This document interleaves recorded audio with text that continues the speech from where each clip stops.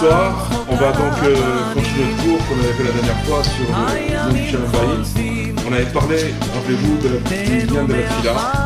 Combien le fait de prier pour son conjoint était important. Et on va essayer de développer encore cette notion ce soir. Je voudrais vous raconter une histoire. Il y a une fois un jeune homme qui se rapprochait de la Emouna, qui se rapprochait de Dieu, qui allait à des cours. Et ce jeune a commencé donc vraiment à se rapprocher d'une manière vraiment sincère, bien qu'en vérité il n'étudiait pas vraiment la Torah, il n'était pas encore Shomer Shabbat, il ne faisait pas tout ce qu'il fallait. Et un jour il est allé voir son Rav et il lui a dit, voilà, j'ai connu une jeune fille. Et cette jeune fille n'est pas du tout religieuse, elle n'est pas du tout branchée judaïsme, Torah, Emouna, etc. Et je voudrais savoir qu'est-ce que vous en pensez. Le Rav lui a dit, écoute, moi je vois que tu es en train de progresser lentement, c'est vrai, tu progresses, mais tu progresses quand même. Et là, d'après ce que tu me dis, cette jeune fille est complètement déconnectée du judaïsme, il va y avoir des problèmes, c'est dommage, comment on dit en hébreu, Lolasim rosh bari, bemita chola. Ne pas mettre une tête saine, une tête propre et saine, dans un lit qui est malade, c'est le cas de le dire. Et il dit, je te conseille pas. Il dit, non, mais quand même, je suis sûr que ça va aller à Nardounistader, on va s'arranger, ça va aller. Le Rav, il n'a pas voulu être vacaire avec lui, il n'a pas voulu commencer à rentrer dans la discussion. Il a dit, ok, vas-y, fais ce que tu veux. Le jeune garçon en question se marie. Et naturellement, quelques temps après, il revient voir le Rav et il lui exprime à quel point la chose est difficile pour lui, qu'il est en train de vivre un véritable calvaire. Il ne sait plus du tout comment faire, il se rend compte que sa femme, elle est ce qu'on appelle récanite, elle est vide. Elle pense qu'au téléphone portable, elle pense qu'à Facebook, à sortir en villégiature, à partir en croisière, etc. Il n'y a rien du tout qui l'intéresse dans sa vie. Et il ne voit pas du tout en quoi maintenant la chose pourrait s'arranger parce qu'il n'y a plus rien à faire. Et il va demander au Rav, il dit, alors qu'est-ce que je fais? Je divorce? Alors le Rav sourit et lui dit, écoute-moi bien Habibi, avant de te marier, tu avais le choix, tu pouvais faire ce que tu voulais. Tu as vérifié, bien que je t'avais dit en vérité qu'il ne fallait pas, bon, mais tu t'es marié. Mais maintenant que tu t'es marié, c'est fini. Tu oublies le mot divorce, tu oublies tout, parce que tu l'as choisi. C'est elle avec elle tu es passé sous la coupa. Donc maintenant, cette histoire du divorce, tu dois l'oublier complètement. C'est pas Mina Shamaïm, le divorce, on l'a bien dit. Le mariage, c'est Dieu qui a voulu tout ça. Alors justement, maintenant que, ça veut dire en deux mots, qu'est-ce qu'il lui a dit le Rav? Maintenant tu t'es marié. Tu assumes. Et dans le mariage, il n'y a pas de derech Hazara, tu ne peux pas revenir en arrière. Comme on sait, la Gemara nous dit dans Ktuvot, dans Sanhedrin, que lorsqu'un homme divorce de sa femme, le misbéach, il verse des larmes. C'est qui le misbéach? C'est Dieu.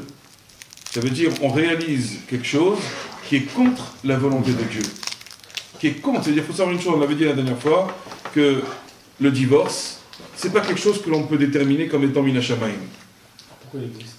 Ça vient pas du ciel, c'est que pendant les solutions extrêmes, qu'on n'a pas d'autres solutions, et qu'on essaie de trouver, il y a des problèmes des fois très graves, que BMF, le divorce, il faut divorcer. Ça oui. Par exemple, la femme, elle a trompé son mari, il y a eu des choses comme ça, donc on n'a pas le choix autrement que de divorcer avec sa femme. Parce que là, c'est une loi de la Torah, c'est Dieu lui-même qui le demande. Mais autrement, le divorce n'est pas quelque chose qui vient à Shamaïm. C'est pas voulu par Dieu, en aucune manière. Kadosh Baruch Hu, il refuse un état de fait pareil. Il nous a donné une solution technique, al-pi halakha, comment ça fonctionne, c'est qu'on a le droit de donner un guet à une femme, mais ça s'arrête là. Ça ne veut pas dire que j'ai le droit de l'utiliser quand j'en ai envie. Et il a dit, maintenant que tu t'es marié, ben, c'est ton tikkun. Ça veut dire quoi, c'est ton tikkun? Ça veut dire que c'est ta réparation. Tu as quelque chose maintenant à réparer avec elle. Ça veut dire, si on t'a mis dans une situation tellement extrême, c'est vrai qu'a priori, tu aurais pu éviter la chose, mais maintenant que tu vois qu'en fin de compte, la chose s'est réalisée, ça veut dire que maintenant, c'est Mina Shamaïm, c'est voulu par Dieu, donc tu n'as pas d'autre choix que de réaliser ta réparation, de réaliser ton tikkun. Bon, alors le jeune garçon a écouté le Rav, et il a écouté le Rav, et le Rav lui a dit, tu sais ce que tu vas faire, à partir de maintenant, je vois que tu es...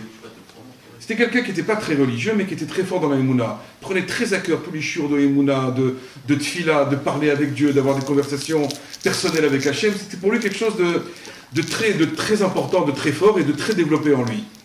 Il a dit, regarde, je vois que tu as une grande Emouna.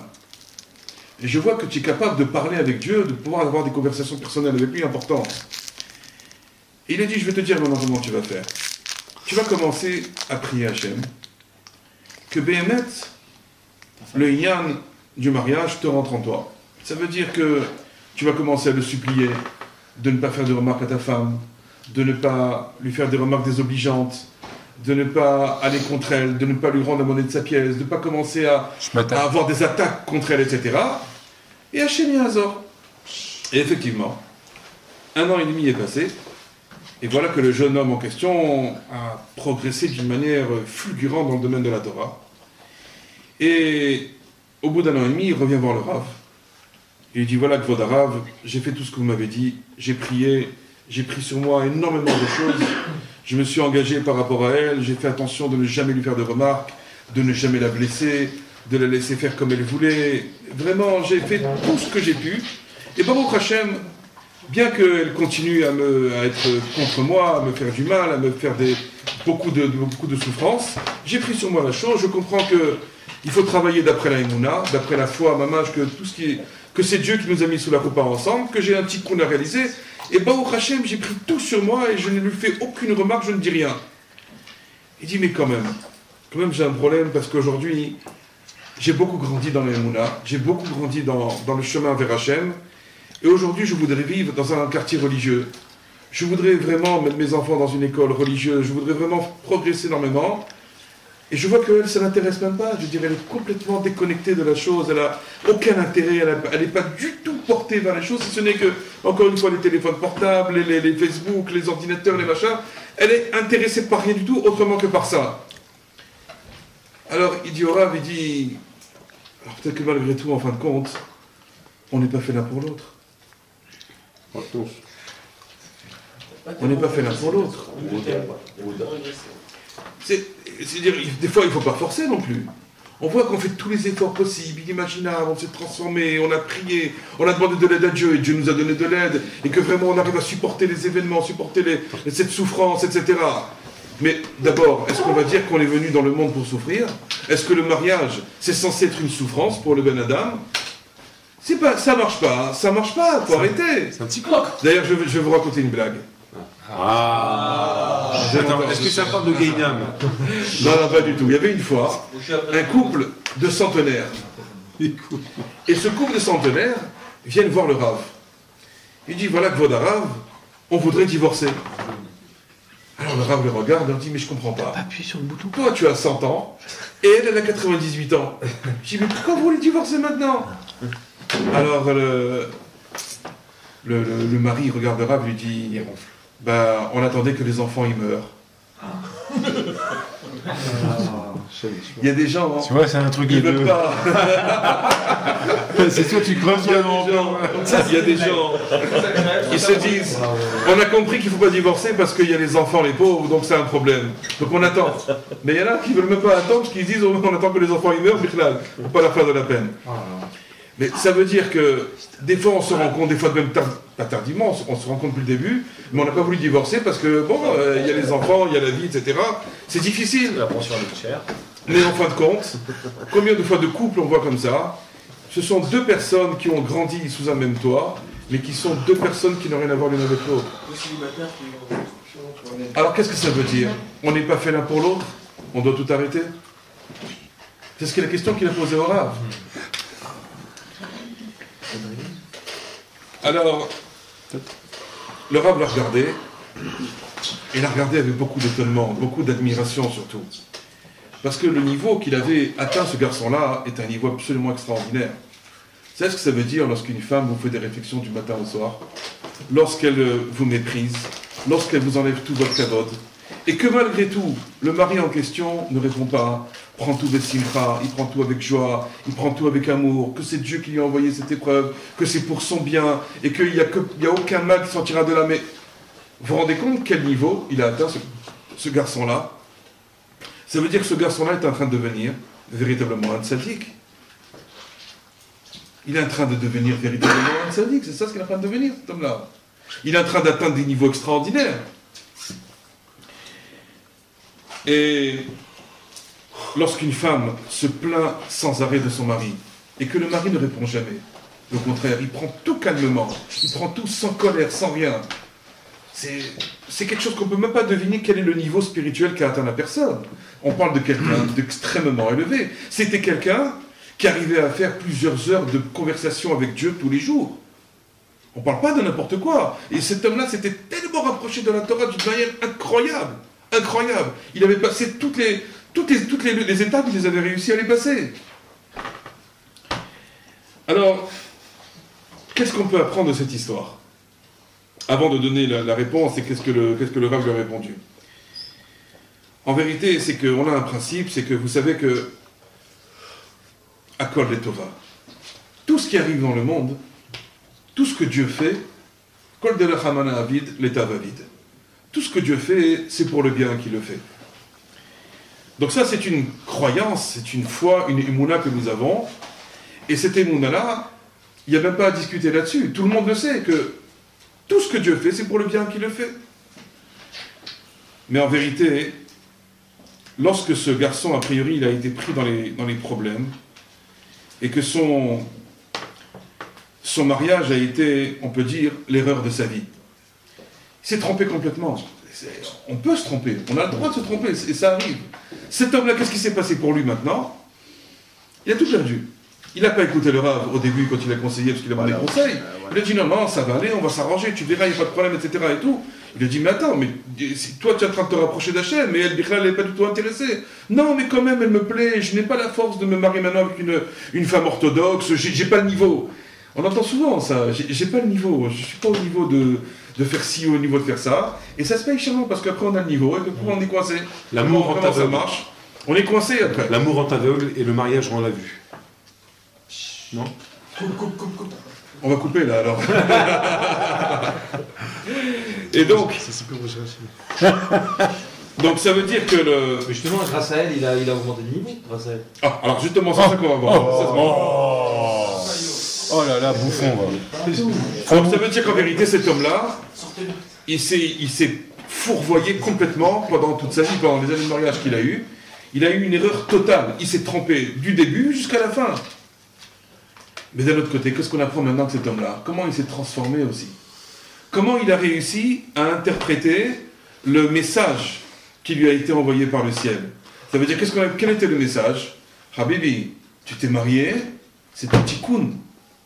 Tout le temps où tu n'étais pas marié, tu avais le droit encore de changer d'avis. Tu aurais pu vérifier, tu aurais pu faire des investigations sur elle, comment elle est sa famille, comment sont ses parents, comment sont ses amis, d'où elle vient, quels sont ses désirs dans la vie, quelles sont ses ambitions, Birlal, où est-ce qu'elle veut arriver. Facebook. Mais maintenant que tu t'es marié avec elle, c'est fini. Donc lui, effectivement, il a pris la chose à cœur et il s'est transformé.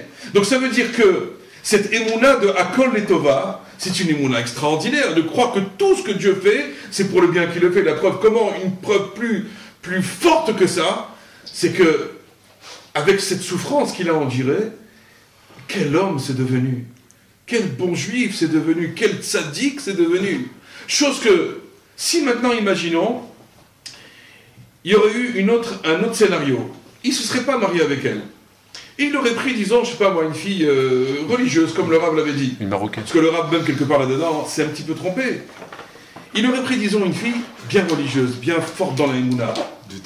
Est-ce que vous pensez vraiment qu'il aurait pu passer des heures à parler avec Hachem? Est-ce que vous auriez pu penser qu'il aurait pris tellement à cœur de se rapprocher d'Akadosh Baruch Hu, de prier, de supplier, d'invoquer, de demander tellement de choses à Hachem? Quand en général les choses vont bien, c'est malheureux à dire, mais quand ça va bien, il n'y a pas seulement que dans l'argent.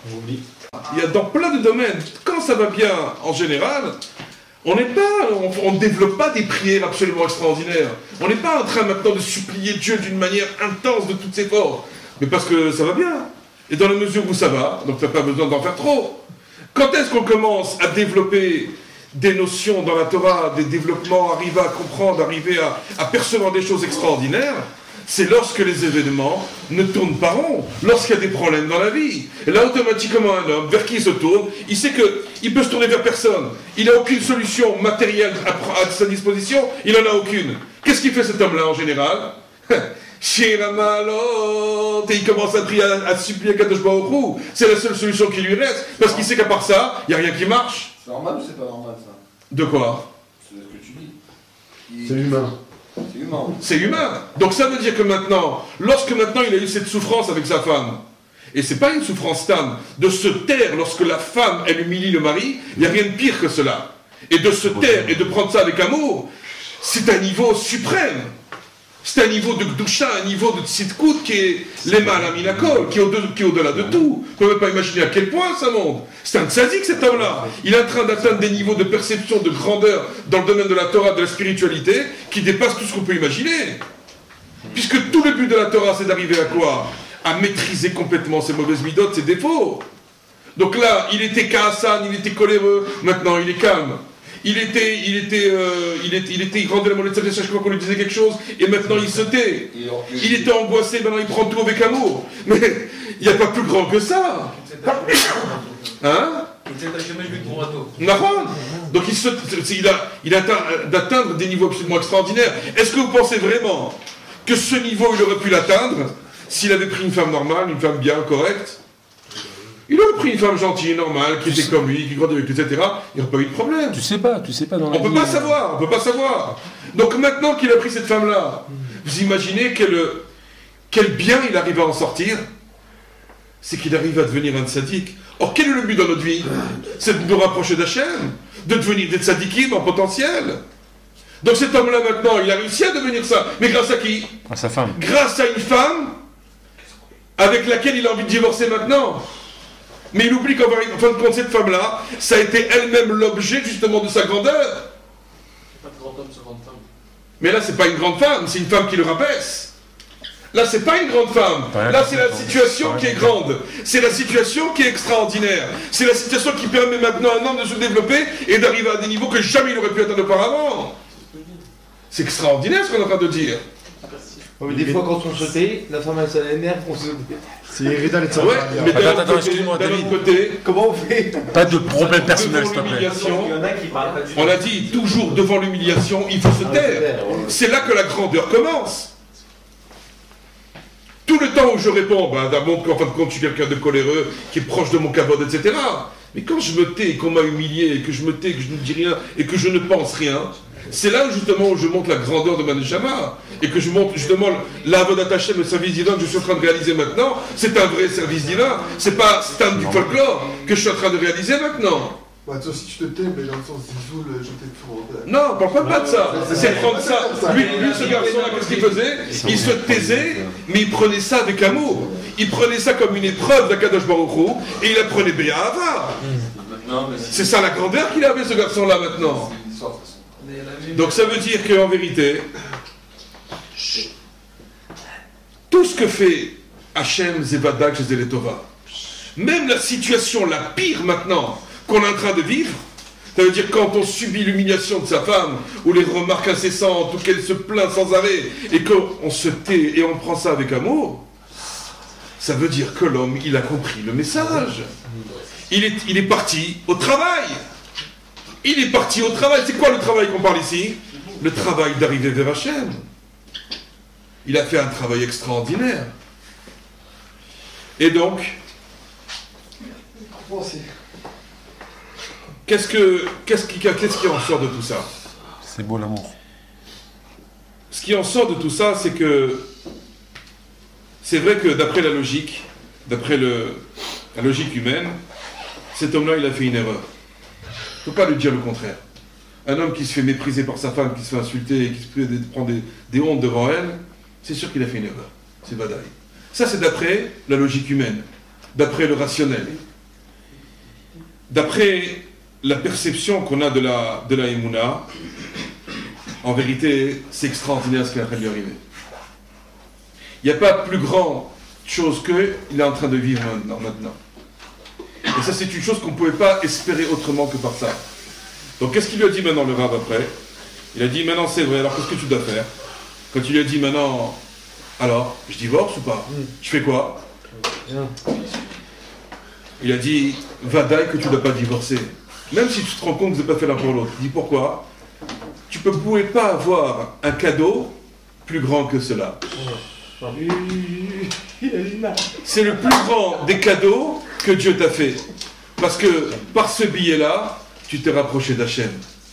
Et que s'il n'y avait pas eu une situation extrême comme celle-ci, jamais tu n'aurais atteint ces niveaux d'Avodat Hachem. Donc maintenant, qu'est-ce que tu vas faire? Puisque on voit que tu as des capacités, puisque la preuve, tu as transformé toute ta neshama, tous tes midot, ra'ot, tous tes défauts, tu as réussi complètement à les briser. Tu vas maintenant utiliser ta force que tu as dans la tfila pour ta femme. Et tu vas consacrer maintenant 1 heure par jour à prier pour ta femme et à prier pour ton shalom bayit. Et inutile de vous préciser que lorsqu'un homme agit de cette manière-là, on voit les fruits de sa prière d'une manière immédiate. Immédiate. À peine quelques mois sont passés, à peine, et ça c'est quelque chose que j'ai vécu personnellement, j'ai vu ça chez d'autres personnes, que lorsqu'on prie pour un problème de shalom bayit particulier, on prie mais d'une manière très sincère, tous les jours de toutes ses forces, le problème il s'annule complètement. Et pas qu'il s'annule complètement, c'est que la femme elle se transforme d'une manière absolument extraordinaire. On obtient un changement fondamental chez la femme pour le biais de la tfila. Comme la femme elle est réceptrice de tout ce qui touche à sa neshama. Lorsque je me mets à prier pour elle, comme on l'a dit la dernière fois, lorsqu'on se met à prier pour sa femme, on développe l'amour pour sa femme. De la même manière qu'un homme doit prier pour sa femme, une femme doit prier aussi pour son mari. Et c'est comme ça qu'on arrive à développer l'amour et l'attachement dans le couple. On ne peut pas concevoir qu'on a une vie soi-disant de Torah, une vie où on essaie de rapprocher d'Hachem, sans pouvoir prier pour l'autre. Le fait de pouvoir prier pour le conjoint, c'est une chose qui est essentielle dans le cadre du Shalom Bayit. Il ne faut pas concevoir de Shalom Bayit si on ne prie pas pour l'autre. Et donc c'est ce qu'il a fait ce jeune garçon. Il s'est mis à prier tous les jours, 1 heure par jour, pour son Shalom Bayit, pour sa femme, pour qu'elle se rapproche d'Hachem, et ça a été fulgurant. Ça a été quelque chose d'inimaginable, puisque la femme est devenue complètement changée, et elle s'est rapprochée de la Torah au fur et à mesure, elle s'est rapprochée de Dieu, etc., au point que maintenant ils ont donné un couple exemplaire en la matière. Voilà, c'était ce que je voulais dire pour ce soir. Après, à part si vous avez des questions maintenant, on peut encore les poser aussi, mais sinon... Non, dans le cas inverse, oui. Si pendant la femme elle est pieuse, elle est Shabbat, etc., elle fait tout, et l'homme il sort, il fait des choses comme ça. Bah c'est pareil, la femme elle est capable de prier pour son mari, encore plus c'est plus facile. Quand c'est le mari qui ne va pas et que la femme qui va, la femme elle a plus de pouvoir que l'homme. De quoi? De prier? De prier et de faire changer le mari. Parce qu'on avait vu, la Gemara nous dit qu'il y avait une fois un couple qui n'avait pas eu d'enfant, ils se sont séparés. Alors ils ont dit, toi tu vas prendre un homme pas religieux, et moi je vais prendre une femme pas religieuse. Et comme ça, bon, Hachem, on va multiplier le nombre de Bnei Torah dans le monde. Lui, il s'est marié avec une femme pas religieuse, elle a rendu pas religieux. Et elle qui s'est mariée avec un homme qui n'était pas religieux, elle a rendu religieux. Ça veut dire que le pouvoir de la femme, il est absolument extraordinaire. Donc si déjà dans ce niveau-là, elle a le pouvoir de transformer son mari, à plus forte raison avec le biais de la prière, comment une femme elle peut intervenir pour son mari et comment elle peut le transformer complètement aussi. On a vu des miracles là-dessus aussi. Comme on l'a dit la dernière fois, la tfila, c'est quelque chose qui est miraculeux. Parce que la tfila, elle peut tout changer. La tfila, c'est prinat nissim. Ça veut dire qu'on peut opérer des miracles avec la prière. On peut tout changer avec la prière. Il suffit d'en être convaincu. Ça veut dire, si on arrive à mettre ses forces, sa conviction dans le cadre de la tfila, on peut changer tout dans notre vie. En particulier dans le domaine du shalom bayit, de l'éducation des enfants. Donc tout ce qui touche à notre vie, on peut tout transformer à l'intérieur. Et ça, c'est quelque chose qui est vécu et qui est connu. Voilà, on a fini le cours pour ce soir. Et on se verra la semaine prochaine.